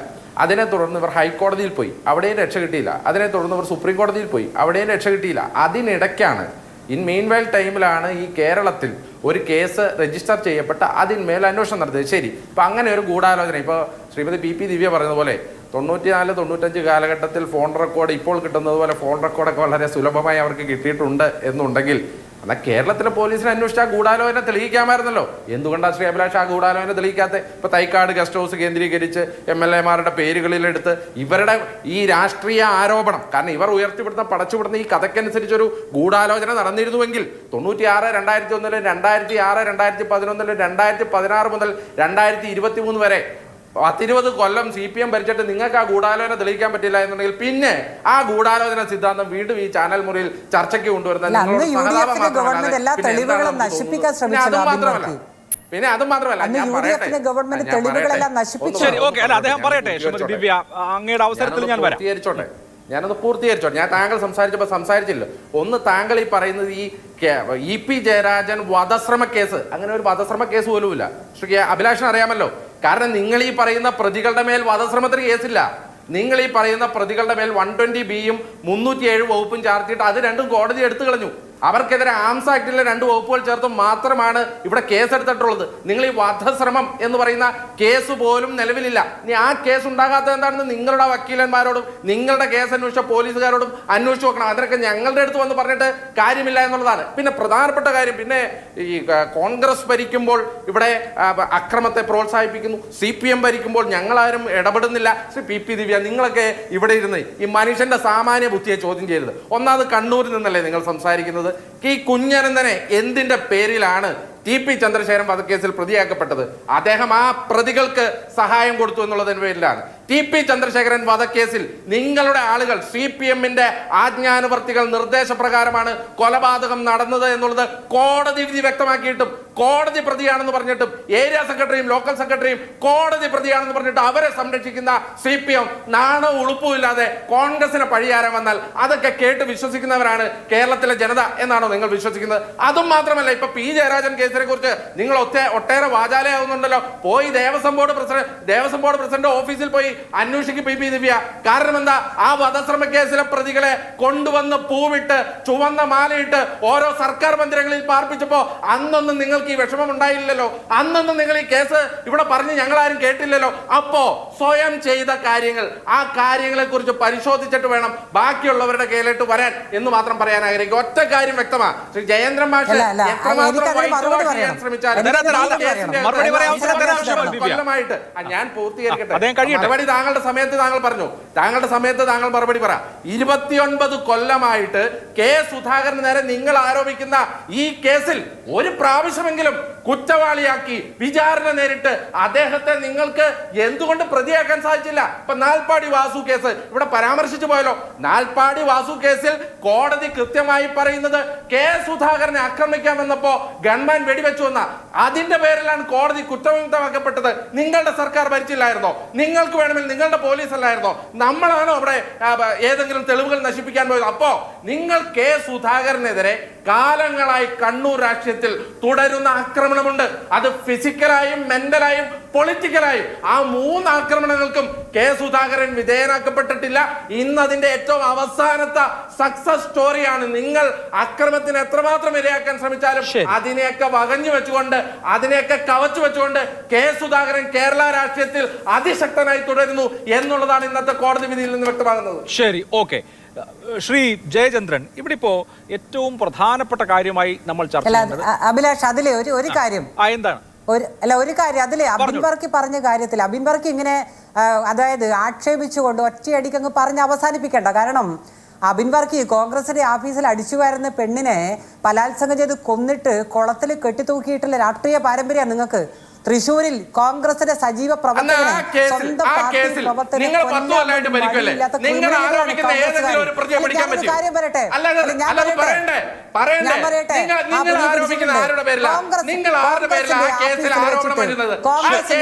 ഒരു സ്ത്രീയെ കോൺഗ്രസിന്റെ ഓഫീസിൽ വെച്ചിട്ട് ബലാത്കാരം ചെയ്യപ്പെട്ടിട്ട്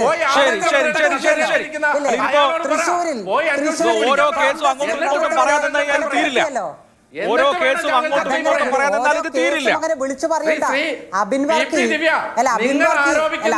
ഒരു കാര്യം മനസ്സിലാക്കേണ്ടത്, വല്ലാണ്ട് കോൺഗ്രസിനെ വെളുപ്പിക്കാൻ അബിൻ വർക്കി നിർത്തണ്ട. EP ജയരാജനെ വെടിവെച്ച് കൊല്ലാൻ വേണ്ടി നോക്കിയത് നിങ്ങളുടെ നേതാവ് K. സുധാകരനാ.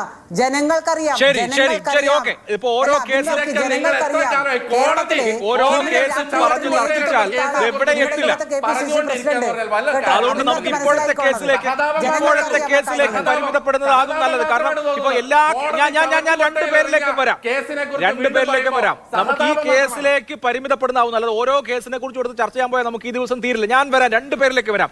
ശ്രീ ജയേന്ദ്രൻ, ഈ വിഷയത്തിനകത്ത് നിയമപരമായി കൃത്യമായി ചെയ്യേണ്ട കാര്യങ്ങൾ ചെയ്യാൻ പറ്റുന്നില്ല എന്നുള്ളത് ഒരു പ്രധാനപ്പെട്ട പോരായ്മയാണ്. ഇവിടെ ഇപ്പോ K. സുധാകരൻ, അതുപോലെ MV രാഘവൻ, അങ്ങനെയുള്ള ആളുകളൊക്കെ വിടൂ. അത് രാഷ്ട്രീയ ആരോപണമെന്നോ ഗൂഢാലോചന ആംഗിൾ എന്നോ ഗൂഢാലോചന തെളിയിക്കാൻ പ്രശ്നമാണെന്നോ ഒക്കെ നമുക്ക് പറയാം.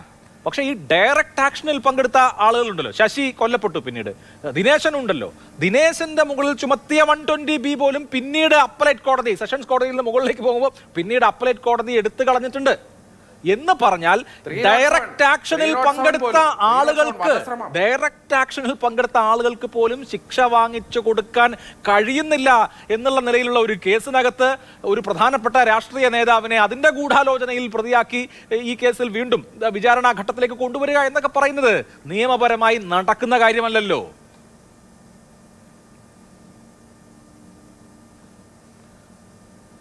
അതെ അഭിലാഷ്, അത്തരത്തിലുള്ള ഈ പരിമിതികൾ ഈ കേസുമായി ബന്ധപ്പെട്ട് ഉണ്ടായി എന്ന് താങ്കൾ പറഞ്ഞാൽ ഞാൻ നിഷേധിക്കില്ല. പക്ഷേ അതിനർത്ഥം പിന്നെ നമ്മുടെ ഈ ചർച്ചയിൽ പങ്കെടുക്കുന്ന കോൺഗ്രസ് പ്രതിനിധിയായ അബിൻ വർക്കി പറഞ്ഞതുപോലെ ജയചന്ദ്രൻ ഇവിടെ നിന്ന് CPMനെ വൈറ്റ് വാഷ് ചെയ്യാണ് എന്ന് ഉണ്ടയില്ലാവടി വെച്ചിട്ട് കാര്യവുമില്ല ശ്രീ അബിൻ വർക്കി. കാര്യം ഞാൻ സംസാരിക്കുന്നത് എൻ്റെ മുമ്പിലുള്ള ഇന്നത്തെ കോടതി വിധി വെച്ചുകൊണ്ടാണ്. അഭിലാഷിൻ്റെ കയ്യിലും അത് ഉണ്ടല്ലോ. പേജ് 9 നോക്കൂ. 9-ാം പേജിൽ വ്യക്തമായി പിന്നെ ആ വിധിന്യായത്തിൽ പറയുകയാണ്, ഈ പ്രതിഭാഗം ഇല്ല, പിന്നെ ജയരാജൻ്റെ വക്കീൽ വാദിക്കുന്ന കാര്യമാണ് പറയുന്നത്. അതുപോലെ പബ്ലിക് പ്രോസിക്യൂട്ടറും പറഞ്ഞിട്ടുള്ള കാര്യമാണ് പറയുന്നത്. Criminal conspiracy was committed by the accused persons at Thycaud guest house. അതാണ് അവിടുത്തെ കീ ഫാക്ടർ. അല്ല, അത് ശ്രീ ജയചന്ദ്രൻ, നമ്മൾ ഒരു കോടതി വിധി എടുത്താൽ പ്രോസിക്യൂഷന്റെ വാദം, ഡിഫൻസിന്റെ വാദം, ഇവ രണ്ടും കോടതി വിധിയുടെ ആദ്യത്തെ പാർട്ടിൽ ഉണ്ടാകും. അതിന്റെ കൺക്ലൂഷനിലാണ് ജഡ്ജി ഈ വിഷയത്തിനകത്ത് അദ്ദേഹത്തിന്റെ കൺക്ലൂഷൻ പറയുന്നത്, അല്ലെങ്കിൽ അദ്ദേഹത്തിന്റെ ഈ കാര്യത്തിലെ അദ്ദേഹം സബ്സ്റ്റാൻഷിയേറ്റ് ചെയ്ത് എന്താണോ അദ്ദേഹത്തിന്റെ വിധി അത് പറയുന്നത്. അപ്പോൾ കോടതി വിധിയുടെ ആദ്യ ഭാഗങ്ങളിൽ പ്രോസിക്യൂഷന്റെയും ഡിഫൻസിന്റെയും കാര്യങ്ങൾ വിശദീകരിക്കും. അത് കോടതി പറഞ്ഞതായിട്ട് എങ്ങനെയാണ് എടുക്കാൻ കഴിയുക? അല്ല, കോടതി പറഞ്ഞല്ല ഞാൻ പറഞ്ഞത്, പ്രോസിക്യൂട്ടർ പറഞ്ഞാണല്ലോ ഞാൻ പറഞ്ഞത്. കോടതി പറഞ്ഞു എന്നുള്ളത് ഞാൻ മാറ്റി പറഞ്ഞല്ലോ ഇപ്പം തന്നെ. ശരി, എന്നിട്ടാണല്ലോ ഞാൻ പറഞ്ഞത്. ഇനി അവിടെ നിൽക്കൂ. ഈ പിന്നെ 1997 ഒക്ടോബർ 22 രാത്രി 2:30 തലശ്ശേരിയിൽ നിന്ന് കെ സുധാകരൻ അറസ്റ്റ് ചെയ്യപ്പെട്ടില്ലേ, ജയിലിൽ അടയ്ക്കപ്പെട്ടില്ലേ? അങ്ങനെ സംഭവമില്ലേ? അബിൻവർക്കി അന്വേഷിച്ച് നോക്കൂ, ഉണ്ട് കേട്ടോ. എന്ന് മാത്രമല്ല, EP ജയരാജനെ വെടിവെച്ച വ്യക്തി ഉപയോഗിച്ച തോക്കിൻ്റെ ഉടമ ഒരു സലീമാണ്. ഇതൊക്കെ പിന്നെ ആന്ധ്ര പോലീസിൻ്റെ കേരള പോലീസിൻ്റെയൊക്കെ രേഖകളുള്ളതാണ്. ആരെങ്കിലും ഉണ്ടാക്കി വെച്ചോന്നല്ല, ഞാൻ പ്രത്യേകിച്ച് വൈറ്റ് വാഷ് ചെയ്യുന്നതല്ല കേട്ടോ.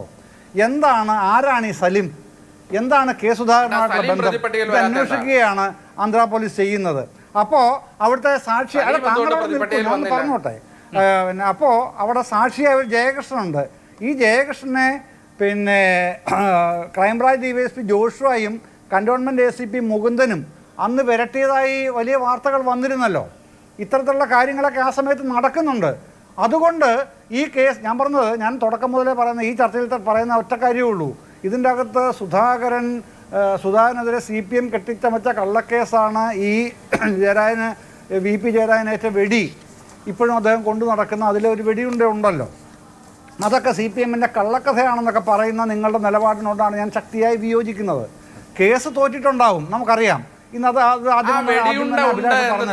ഞാനൊരു അക്നോളജ് ചെയ്യുന്നു, നമ്മളെല്ലാവരും അക്നോളജ് ചെയ്യുന്നു. ശ്രീ അഭിലാഷ്, ആ വെടിയുണ്ട ഉണ്ട് എന്ന് തെളിയിക്കാൻ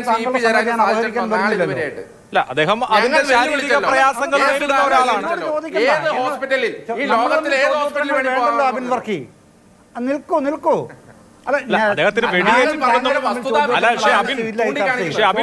രാജധാനി എക്സ്പ്രസിൽ വെച്ച് അതങ്ങോട്ടാവട്ടെ, മാരകമായ നിലയിൽ വെടിവെച്ച് പരിക്കേൽപ്പിക്കപ്പെട്ടിട്ടുണ്ട്. കൊല്ലണമെന്ന ഉദ്ദേശത്തിലായിരുന്നു, മരിച്ചിട്ടില്ല എന്നുള്ളത് ഭാഗ്യം എന്നുള്ളത് കണ്ടാൽ മതി.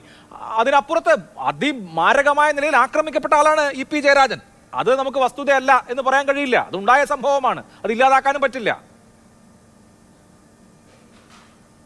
ഞാൻ പറഞ്ഞത് വെടിയുണ്ട അതിന് കാരണക്കാരൻ കെ സുധാകരനാന്ന് പറഞ്ഞപ്പോ അത് ഈ ലോകത്തിലെ ഏത് ആശുപത്രിയിൽ വേണമെങ്കിലും ചെക്ക് ചെയ്യാന്ന് പറഞ്ഞ് EP ജയരാജൻ ചെക്ക് ചെയ്ത് അത് പുറത്തു വന്നിട്ടുണ്ടോ? വെടിയുണ്ട ഇന്നും വെച്ചുകൊണ്ട് കിടക്കുന്ന ആളാണോ ശ്രീ EP ജയരാജൻ? അതിന്റെ മെഡിക്കൽ റിപ്പോർട്ട് ഈ രാജ്യത്തിന്റെ മുമ്പിലുണ്ടോ, നമ്മുടെ മുമ്പിലുണ്ടോ? ഏത് കോടതിയിൽ, ഏത് ആശുപത്രിയിൽ പോകാമെന്ന് കെ സുധാകരൻ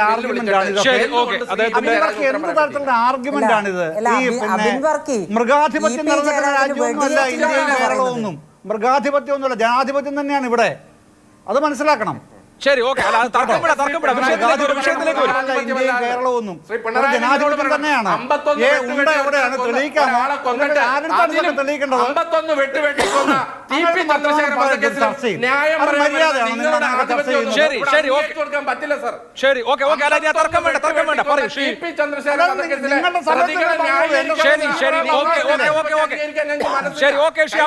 ജയേന്ദ്രൻ പറയൂ, താങ്കൾ കൺക്ലൂഡ് ചെയ്യൂ. അല്ല, അത് അഭിലാഷ, അത് ഇങ്ങനെ ചർച്ചയിൽ ഈ തരത്തിൽ അനാവശ്യമായ ഇടപെടൽ ഉണ്ടാവുന്നതുകൊണ്ട് നിങ്ങൾക്കേ ഉള്ളൂ പിന്നെ നാണക്കേട് ഉണ്ടാവുന്നെങ്കിൽ എനിക്കതിൻ്റെ നാണിക്കേണ്ട കാര്യമില്ല. കാര്യം ഞാൻ എൻ്റെ സമയത്ത് മാത്രമാണ് എൻ്റെ അഭിപ്രായം പറയുന്നത്. നിങ്ങളുടെ സമയത്ത് ഞാൻ പറയാൻ വരാറില്ല. ആ ഒരു മിനിമം മര്യാദ എന്നോട് തിരിച്ചും കാണിക്കണം മിസ്റ്റർ. അതല്ലേ ഒരു ജനാധിപത്യപരമായ സംവാദം എന്ന് പറയുന്നത്. അത് താങ്കൾ മിനിമം പാലിക്കാൻ ശ്രമിക്കും. മുൻപും ഞാൻ ഒരു ചർച്ചയിൽ ഇതുപോലെ തന്നെ പറയേണ്ടി വന്നിട്ടുണ്ട്. ഇപ്പോൾ വീണ്ടും പറയേണ്ടി വരുന്നത് ഖേദകരമാണ് എനിക്ക്. അത് താങ്കളെങ്കിലും മനസ്സിലാക്കൂ പ്രിയപ്പെട്ട സുഹൃത്തെ. അതെനിക്ക് പറയാനുള്ളൂ. ഞാൻ പറഞ്ഞത് ഇതാണ് കാര്യം അഭിലാഷേ. ഈ സലിമും സുധാകരനും തമ്മിൽ എന്തെങ്കിലും ബന്ധമുണ്ടോ? അത് അന്വേഷിച്ച് വന്നവരെ സാക്ഷിമൊഴി കൊടുത്ത ആളിനെ അടക്കം പിന്നെ ACP വിരട്ടിയ പ്രശ്നമൊക്കെ നിലനിന്നിരുന്നു. അതുകൊണ്ട് പക്ഷേ ഇപ്പോൾ ഇവിടെ താങ്കൾ ചോദിച്ചത് സോറി ഇത് പിന്നെ കോടതിയിൽ ഇങ്ങനെ ആയല്ലോ, ശരിയാണ്, കോടതിയിൽ ഇങ്ങനെയായി. അപ്പോൾ ഈ cause of action, conspiracy and cause of action എന്നുള്ളതാണ് രണ്ടാമത്തെ പ്രൈവറ്റ് കംപ്ലയിൻറ്റിന് പോയപ്പോൾ ജയരാജൻ ഫോക്കസ് ചെയ്ത്, ഇ പി ജയരാജൻ ഫോക്കസ് ചെയ്ത് അതായിരുന്നു കംപ്ലയിൻറ്റ്. അങ്ങനെയാണല്ലോ സുധാകരൻ അറസ്റ്റ് ചെയ്യപ്പെടുന്നത് 97-ൽ, ഞാൻ പറഞ്ഞില്ലേ, ആ ഡേറ്റിൽ അറസ്റ്റ് ചെയ്യപ്പെടുന്നത് അതുകൊണ്ടാണ്.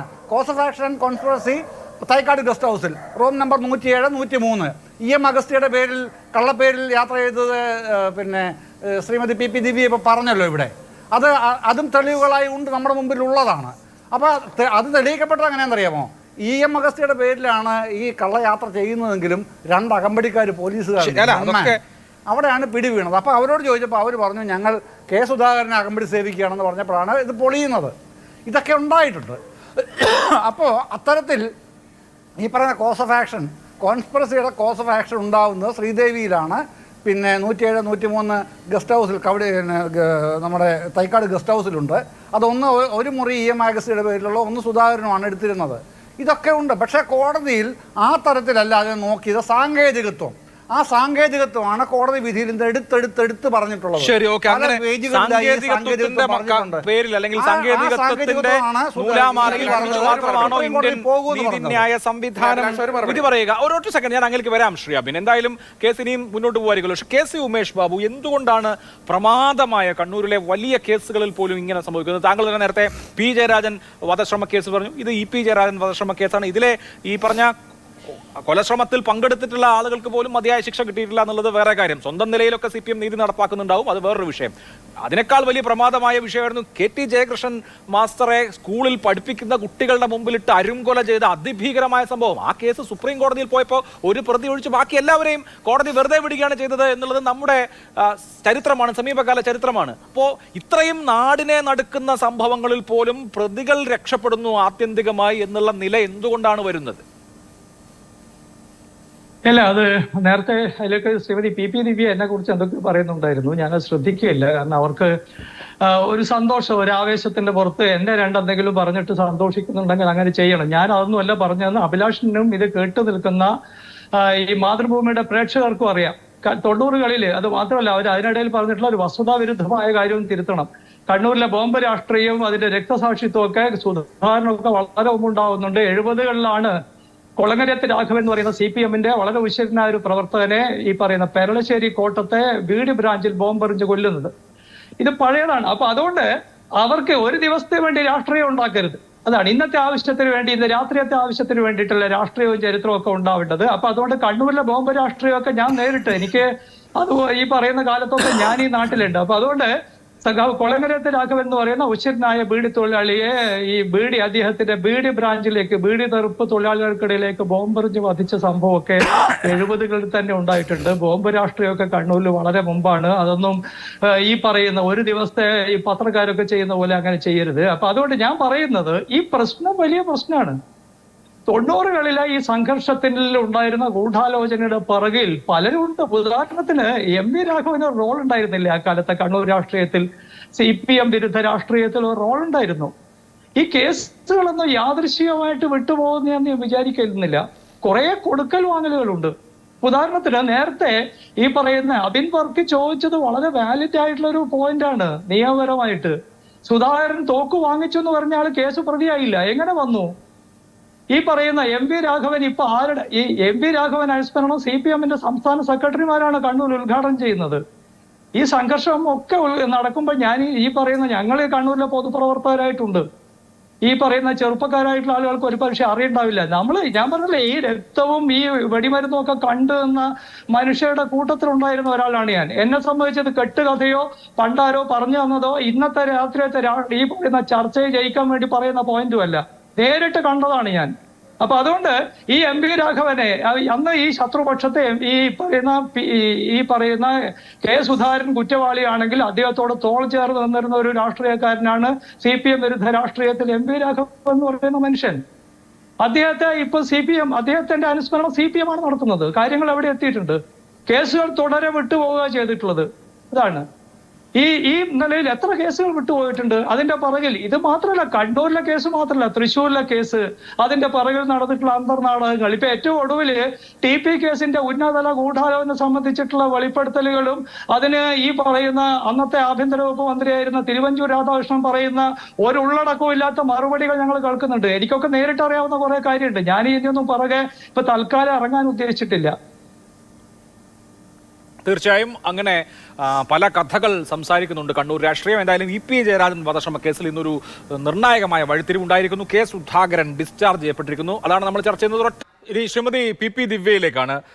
രണ്ടുപേർക്കും, അബിൻ വർക്കിക്കും ദിവ്യയ്ക്കും ഇനി വളരെ ചുരുങ്ങിയ സമയമുള്ളൂ. ആദ്യം ശ്രീമതി ദിവ്യ, ഇവിടെ ഇപ്പോൾ നേരത്തെ ഉമേഷ് ബാബു സൂചിപ്പിച്ചതുപോലെ ഇപ്പോൾ ഞാനൊക്കെ സ്കൂളിൽ പഠിക്കുമ്പോഴാണ് ഈ സംഭവങ്ങളൊക്കെ നടക്കുന്നത്. അന്നത്തെ ദേശാഭിമാനിയൊക്കെ നമ്മളിപ്പോൾ മറിച്ച് നോക്കിയാലും MV രാഘവനും K സുധാകരനും ചേർന്ന് EP ജയരാജനെ കൊല്ലാൻ നടത്തിയ ഗൂഢാലോചന എന്നാണ്. പിന്നെ MV രാഘവൻ വിട്ടുപോയത്, ഈ പറഞ്ഞ ഗൂഢാലോചന കേസിൽ നിന്ന് വിട്ടുപോയത് നമുക്കറിയാം ടാർഗറ്റ് സുധാകരനിലേക്ക് മാത്രമായി മാറുന്നു. അപ്പോൾ ഇങ്ങനെയുള്ള കേസുകളിലൊക്കെ പലതരത്തിലുള്ള മാറ്റം മറിച്ചിലുകളുണ്ട്. രാഷ്ട്രീയമായി നമുക്ക് ആരോപണം ഉന്നയിക്കാൻ വേണ്ടി അതാത് സമയത്തെ രാഷ്ട്രീയത്തിനനുസരിച്ച് ഇതൊക്കെ എടുത്ത് ഉപയോഗിക്കാം എന്നുള്ളതല്ലാതെ നിയമ സംവിധാനത്തിന് മുമ്പിൽ സ്ഥാപിക്കാൻ കഴിയുന്ന മെറിട്ട് ഈ സംഭവങ്ങൾക്ക് ഉണ്ടാകുന്നില്ലല്ലോ.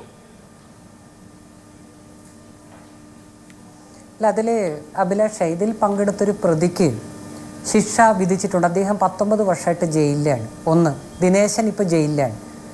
മറ്റേ പ്രതി ഇന്ന് ജീവിച്ചിരിപ്പില്ല. ഒരു കാര്യം മനസ്സിലാക്കേണ്ടത്, ഈ കേസിൻ്റെ ആദ്യഘട്ടത്തിൽ K സുധാകരനെ പ്രതിപട്ടികയിൽ നിന്ന് ഒഴിവാക്കാൻ വേണ്ടി അദ്ദേഹം ഈ ഗൂഢാലോചനയുടെ ഭാഗമായി പങ്കെടുത്തിട്ടുള്ള എല്ലാ രേഖകളും ഇല്ലാതാക്കുന്നതിന് വേണ്ടി അന്ന് ഭരണസ്വാധീനം ഉപയോഗിച്ചിട്ടുണ്ട് എന്ന് വ്യക്തമാണ്. അത് ഡൽഹിയിൽ കേരള ഹൗസിൽ നടന്നിട്ടുള്ള ഗൂഢാലോചന, തിരുവനന്തപുരത്ത് നടന്നിട്ടുള്ള ഗൂഢാലോചന, ശ്രീദേവി ലോഡ്ജിൽ നടന്നിട്ടുള്ള ഗൂഢാലോചന, അതെല്ലാം രേഖകളായിരുന്നു. പക്ഷേ അന്ന് UDFൻ്റെ ഗവൺമെൻറ് ഇദ്ദേഹത്തെ രക്ഷിക്കുന്നതിന് വേണ്ടി രാഷ്ട്രീയ സ്വാധീനം ഉപയോഗിച്ചുകൊണ്ട് ഈ തെളിവുകളെല്ലാം നശിപ്പിക്കുന്നതിന് നേതൃത്വം കൊടുത്തു. അപ്പോൾ AK ആൻ്റണിക്ക് കൂടി ഇതിൽ പങ്കുണ്ടാവുകയാണ്. പിന്നെ മറ്റൊന്ന്, KC ഉമേഷ് ബാബു അദ്ദേഹം പറഞ്ഞൊരു കാര്യം, അദ്ദേഹം വളരെ ഇവിടെ MV രാഘവൻ്റെ അനുസ്മരണം CPM സംഘടിപ്പിക്കുന്നു എന്നൊക്കെ തെറ്റായൊരു സ്റ്റേറ്റ്മെൻറ്റ് അദ്ദേഹം പറഞ്ഞു. MV രാഘവൻ അനുസ്മരണമൊന്നും കണ്ണൂരിൽ CPM സംഘടിപ്പിച്ചിട്ടില്ല. ഒരു കാര്യം മനസ്സിലാക്കേണ്ടത്,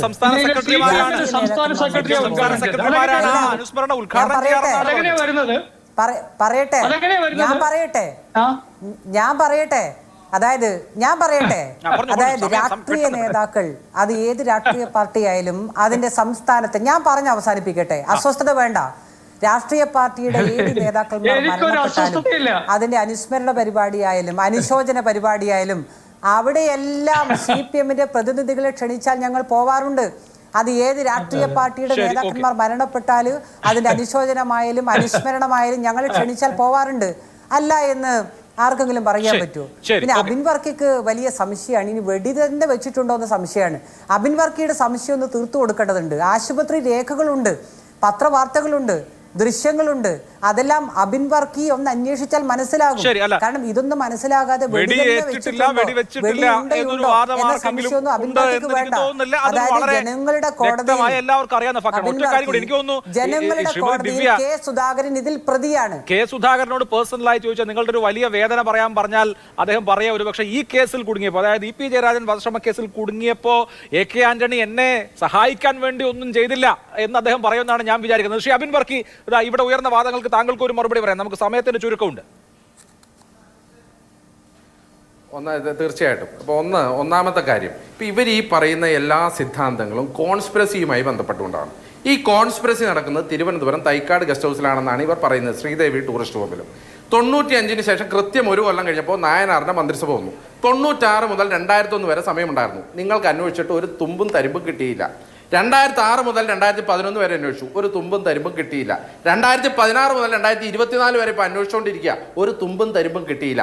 ഇനി നിങ്ങൾ അന്വേഷിച്ചിട്ട് നടക്കാത്ത അല്ലെങ്കിൽ കിട്ടാത്ത ഒരു കാര്യത്തെക്കുറിച്ച് വീണ്ടും ചാനൽ 4-ൽ വന്നിരുന്നു പറയുന്നതിന്റെ സഹതാപം മാത്രമാണ് നിങ്ങളോട് തോന്നുന്നു. 1. ഇനി 2, ഇവിടെ ശ്രീ ജയേന്ദ്ര മാസ്റ്റർ അദ്ദേഹം ഇവിടെ ഇരുന്ന് വൈറ്റ് വാഷ് ചെയ്യാൻ പറയാൻ കാരണം അദ്ദേഹം TP ചന്ദ്രശേഖരൻ വധക്കേസിൽ പ്രതികൾക്ക്, കുഞ്ഞനന്തൻ അടക്കമുള്ള പ്രതികളെ ന്യായീകരിക്കാൻ വേണ്ടി വന്നിരുന്ന ആളാണ്. അപ്പൊ അദ്ദേഹത്തോട് അങ്ങനെ തന്നെയാണ് സമീപിക്കാൻ ആഗ്രഹിക്കുള്ളൂ. അപ്പൊ അദ്ദേഹത്തിന്റെ ജനാധിപത്യ ബോധം, ആ ജനാധിപത്യ ബോധം ഞാൻ പഠിച്ചിട്ടില്ല. ഇനി രണ്ട്, സർ താങ്കൾ മനസ്സിലാക്കേണ്ടത് ഇത് സാങ്കേതികത്വം മാത്രമല്ല സർ.